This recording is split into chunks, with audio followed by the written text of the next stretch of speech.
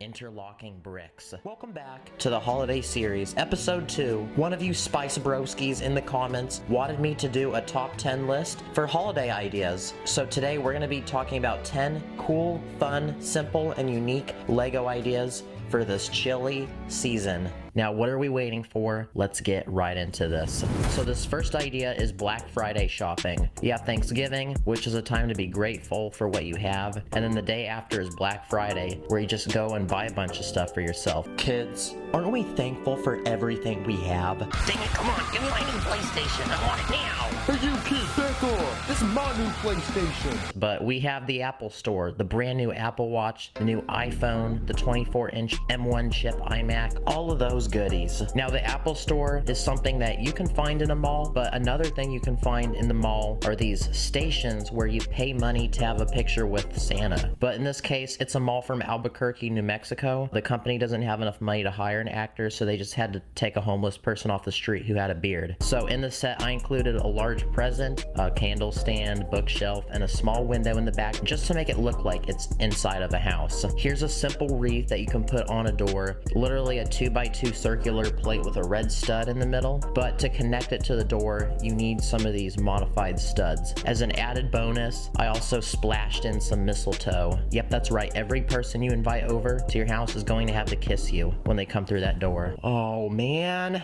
I thought I took that down this morning. Come kiss Granny, my little boy. This next idea is a fireplace, something that I can sit in front of and drink hot cocoa. It makes me feel cozy. For the holiday feel, I added some stockings, but you don't even have to do that if you're just going for a normal fireplace. As a kid, I used to love locomotives, so here's a simple model train. To make the track, I used these macaroni tiles, and for the train, I used some hinge pieces to connect the different cars, some transparent plates for the windows, and I also used some modified plates and some studs to make the front of the locomotive. Next up, this is a tree design that I found out while just doing some experimenting. It uses green 1x2 slopes, which are connected to these modified bricks to allow you to build sideways, and each layer is angled 45 degrees so that they can stagger, and I started wide on the bottom and made it narrow on the top. I also added some lights and a star. As a bonus, here's 2 other simple designs that I also found out. One is a lot smaller and uses fewer parts, and this other tree design literally uses a couple stem pieces for flowers. Here's an old school wood sled, like the ones that your dad always talks about. I used some slopes on the end to make it curvy, and a sideways building technique for the base so that a minifigure can actually sit down on this thing.